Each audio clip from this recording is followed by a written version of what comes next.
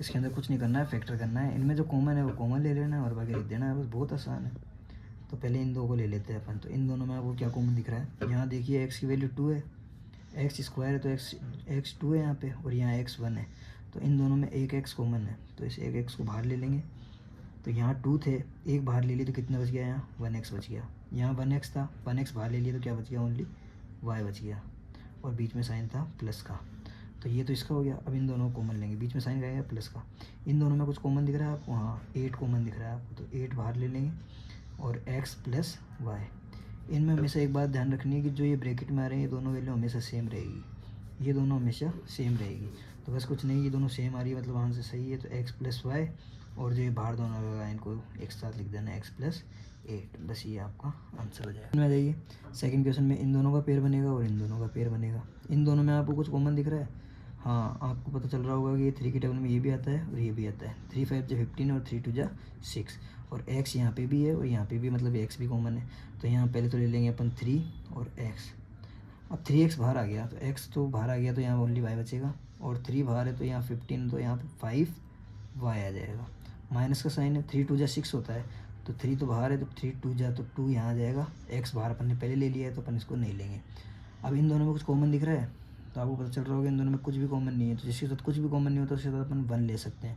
तो 1 लेने के बाद ये जो डिजिट है वो ऐसी की ऐसी आ जाएगी, ऐसी की ऐसी।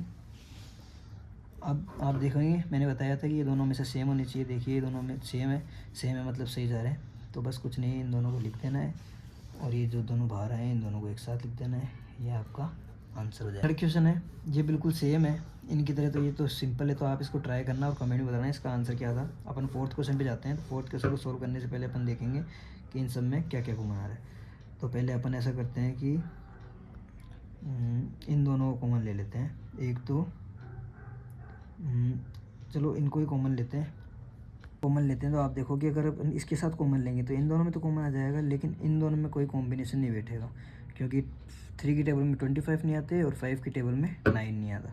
तो अपन इसका ये कर सकते हैं, अपन इसके साथ इस वाले का कॉम्बिनेशन बिठा सकते हैं और 15 के साथ 25 वाले का बिठा सकते हैं। तो इन दोनों को अपन एक साथ ले लेंगे, प्लस में है तो अपन आगे पीछे कैसे भी कर सकते हैं डिजिट को।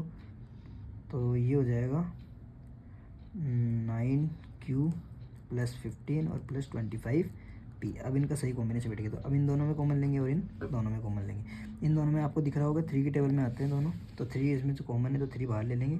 इन दोनों में q इसमें भी है, q इसमें भी है, तो q कॉमन आ गया तो बाहर। अब 3 बाहर ले लिया अपन ने, 15 है अंदर, तो 3 5 जो 15 होता है, तो यहाँ 5 ले लेंगे। q बाहर ऑलरेडी है तो बचा क्या, p। अब प्लस 3 3 जो 9 होता है, 3 बाहर है तो 3 बच गया, और q ऑलरेडी बाहर है तो अपन q को नहीं लेंगे क्योंकि q पहले से कॉमन ले चुका है, प्लस का साइन आएगा। अब इन दोनों में देखिए, इन दोनों कौन सी टेबल में कॉमन आते हैं, देखेंगे तो दोनों 5 की टेबल में आते हैं, तो इनमें से 5 कॉमन आ सकता है। 5 3 जा 15 होता है, 5 3 जा 15 प्लस 5 5 जा 25 होता है, तो 5 5 जा 25 और p एज इट इज़। तो आप देखिए दोनों एकदम सेम है, प्लस में है तो प्लस में आगे पीछे हो सकते हैं, लेकिन ये दोनों सेम है तो बस सही है। 5p प्लस 3 कॉमन आ जाएगा, और ये दोनों जो बाहर है ये इनको एक साथ लिख देंगे, ये आपका आंसर हो जाएगा। आपका 12.1 का लास्ट क्वेश्चन है, इसके साथ 12.1 आपकी समाप्त हो जाएगी। इसके अंदर भी सेम है, आपको देखना है कि कौन सा आसान बैठेगा कॉम्बिनेशन। तो अपन ऐसा कर सकते हैं, ये वाले 7 और इस वाले 7 का पेयर बना सकते हैं, और z इसमें भी है और इसमें भी, तो इन दोनों को बना सकते हैं। इनको एक साथ लिख लेते हैं, 7xy माइनस 7 प्लस का z और माइनस का xy z। अब इन दोनों में कॉम्बिनेशन बिठाएंगे, तो इन दोनों में आपको दिख रहा होगा 7 कॉमन आ रहा है, तो 7 बाहर निकल गया तो बचा क्या है यहाँ xy बचा है, और माइनस का 1।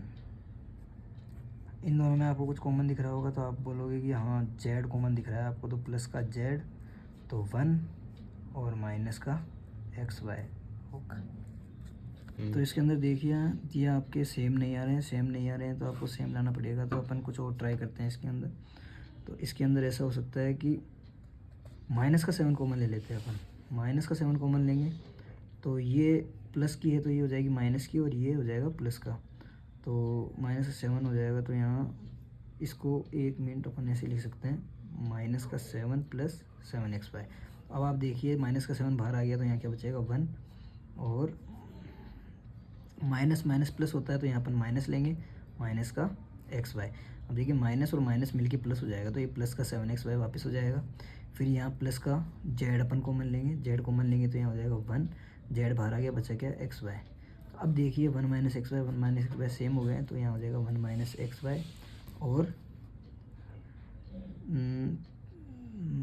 माइनस जेड माइनस 7, ये आपका हो जाएगा